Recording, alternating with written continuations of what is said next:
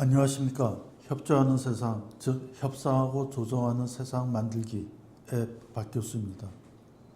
우리는 현미한 현상의 7가지 요소에 기반한 분석을 통해 어떻게 하면 현미한 협상을 할 수 있을지 고민하고 있습니다. 그런데 현실에서는 당사자끼리 협상으로 도무지 풀리지 않는 갈등과 분쟁이 많습니다. 감정이 격해지거나 서로의 입장 차이가 너무 커서 당사자들 사이에 평행선만 달릴 때 어떻게 해야 될까요? 당사자들 사이의 갈등과 분쟁 해결의 게임 체인저라 불리는 조정, 즉 미디에이션의 기본을 소개해 드리겠습니다. 기업인과 변호사는 물론 일상의 갈등과 분쟁을 해결하고 싶은 모든 분께 조정이 왜 필수인지 최신의 글로벌 트렌드와 함께 전해드리겠습니다.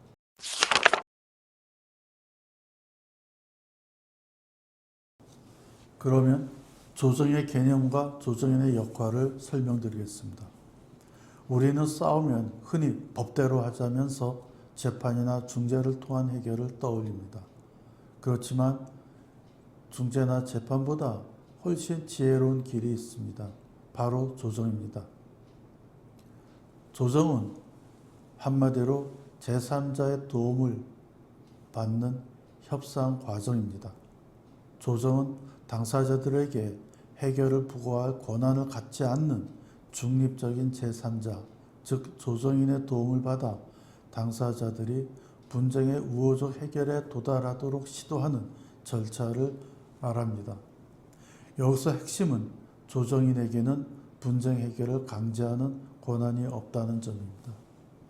판사나 중재인은 1억 원 지급이라는 명령을 하게 되지만 조정에서는 당사자들이 스스로 해결의 답을 찾게 되고 조정인이 이러한 과정을 도와주는 것입니다. 재판이나 중재에서는 판사나 중재인이 그 절차의 주역이 됩니다. 조정에서는 분쟁 당사자가 주역이고 조정인은 옆에서 돕는 주역일 뿐입니다. 조정은 당사자들이 자신의 분쟁 결과물을 직접 결정하는 점에서 사적 자치 원칙이 적용되는 분쟁 해결 수단입니다. 조정인은 단순히 착한 사람이 아닙니다. 물론 학식과 덕망도 필요할 수 있지만 무엇보다 독립성과 공정성을 갖춘 분쟁 해결 전문가입니다. 조정인은 분쟁 당사자들의 눈높이에 맞춰 당사자들의 대화를 이끌고 얽힌 감정의 실타래를 풀어주는 협상의 조력자입니다.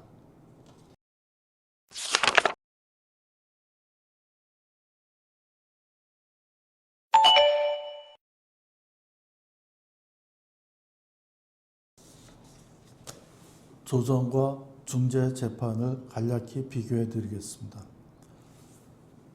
조정은 중재나 재판과 비교할 때 독보적인 장점이 있습니다. 조정은 당사자들의 합의가 중심이고 중재는 중재인의 판정, 재판은 판사의 결정이 중심입니다. 조정의 목적은 상생, 윈윈이 되고 중재와 재판의 목적은 승패를 나누는, 즉 당사자 일방이 이기고 타방은 지게 되는 것입니다. 조정의 기간은 두어 달 정도로 짧게 되고 중재는 몇 달에서 1년이 넘을 수도 있고 재판은 3심 제도이기 때문에 중재보다 훨씬 더 길어질 수 있습니다. 조정은 시간이 짧다 보니 비용이 그만큼 덜 들게 되고 중재와 재판은 비용이 더 들게 됩니다. 특히 주목할 점은 당사자들의 관계입니다. 조정을 통해서는 당사자들의 관계가 유지, 발전될 가능성이 있고 하지만 재판과 중재는 시시비비를 가리기 때문에 당사자들의 관계는 종종 절단될 수 있습니다. 재판과 중재는 과거의 잘잘못을 따지는 시시비비의 과정이라 볼 수 있습니다. 그러다 보니 판정이 나오면 서로 원수가 되기 일쑤입니다. 그러나 조정은 당사자들의 과거는 물론 현재와 미래의 관계를 함께 다룹니다. 거래처와 싸웠지만 앞으로 계속 비즈니스를 해야 한다면 답은 당연히 조정입니다. 이 점에서 거래관계를 지속적으로 가지고 가야 되는 기업에게 조정이 특히 유용합니다. 재판이나 중재의 경우 오랜 시간에 걸친 변호사 비용 등의 큰 부담이 발생합니다. 조정은 이와 반대입니다. 조정은 훨씬 빠르고 따라서 비용이 저렴합니다. 특히 2022년 영국 상사법원은 조정과 같은 방식을 협상에 의한 분쟁 해결 NDR, Negotiated Dispute Resolution 이라고 부르면서 가장 비용 효율적인 수단으로서 당사자들과 변호인들에게 강력히 권고하였습니다. 재판은 공개가 원칙이지만 조정은 철저히 비공개입니다. 기업의 비밀이나 개인의 자존심이 걸린 분쟁이라면 조정을 택하는 것이 훨씬 현명합니다.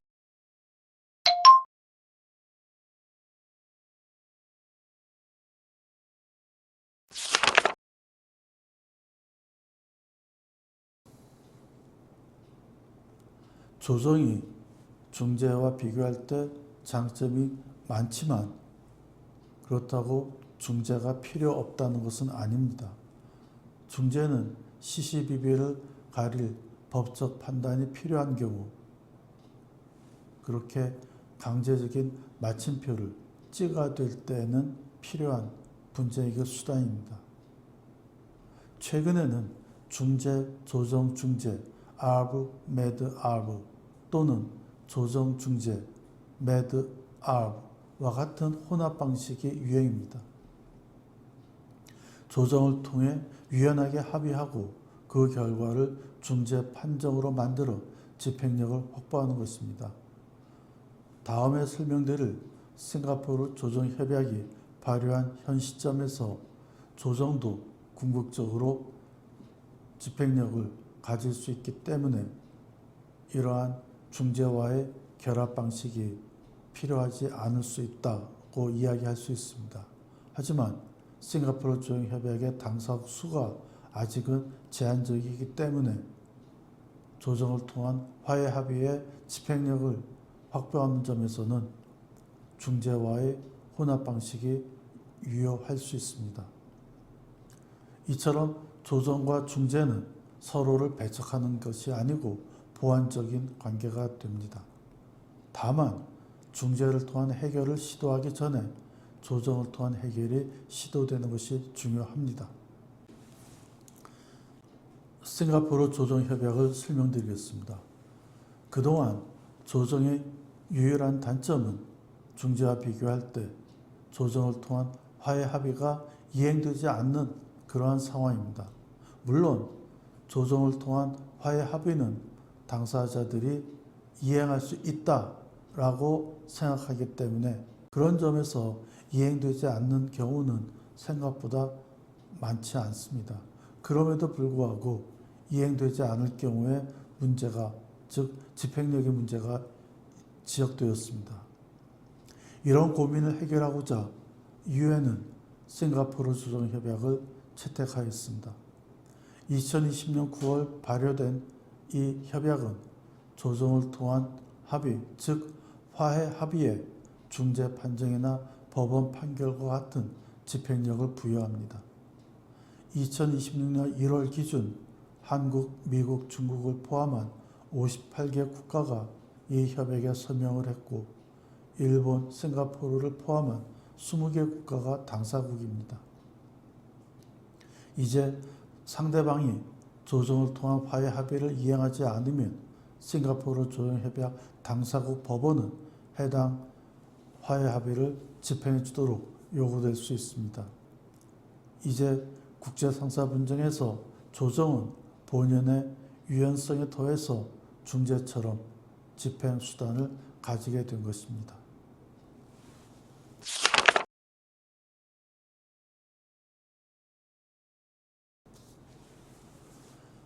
이제 조정이 무엇인지 중재와 재판과 비교했을 때 조정이 왜 더 유용할지 이해되었습니까? 그러면 이제 우리는 무엇을 해야 될까요?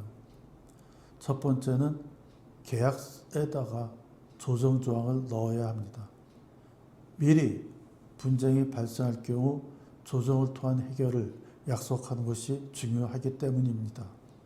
분쟁이 발생하면 중재나 재판을 통한 해결을 구하기 전에 예컨대 국제조정센터, 코리아 인터내셔널 미디에이션 센터 KIMC에서 주관하는 조정으로 분쟁을 해결한다라는 문구를 하나 넣는 것이 특히 기업에게는 많은 시간과 비용을 아껴줄 수 있습니다. 물론 조정을 통해 해결되지 않거나 법적인 시시비비를 가려야 하는 경우 중재나 재판을 통해 해결될 수 있음을 계약에 명기할 수 있습니다. 두 번째, 변호사와 기업인의 분쟁 해결에 대한 인식 변화가 필요합니다. 변호사는 단순히 법정에서 싸우는 대리인이 아니고 의뢰인에게 가장 유리하고 비용 효율적인 분쟁 해결 방법, 즉 조정의 유용성을 안내하는 분쟁 해결의 전략가가 되어야 합니다. 분쟁 당사자인 기업인 경영자 역시 조정을 통한 해결이 현명한 경영 판단이 되는 것임을 인지해야 합니다. 따라서 분쟁이 발생했을 때 기업은 또는 그 경영인은 변호사에게 조정을 통한 분쟁 해결이 어떨지 그 가능성을 물어보아야 합니다. 셋째, 협상 능력을 키워야 합니다. 조정의 핵심은 결국 협상이기 때문입니다. 분쟁 당사자와 그의 대리인이 되는 변호사는 물론 조정인 모두 현명한 협상 메커니즘을 제대로 이해할 때 올바른 조정이 가능해집니다. 갈등은 피할 수 없지만 해결하는 방식은 우리가 선택할 수 있습니다. 법적인 판단으로 상대방을 굴복시켜 이기는 것이 중재나 재판이라면 상대와 함께 더 나은 미래를 만들어가는 것이 조정입니다. 비 온 뒤에 땅이 굳어진다 라는 말처럼 조정을 통해 우리 사회의 갈등과 분쟁이 원만하고 현명하게 해결되어 화합의 밑거름이 되기를 바랍니다. 협조하는 세상, 즉 협상과 조정하는 세상 만들기는 협상과 조정 사례를 분석하고 이러한 분석을 통해 우리 모두 평화로운 세상에서 살 수 있는 지혜를 키우도록 노력하겠습니다. 감사합니다.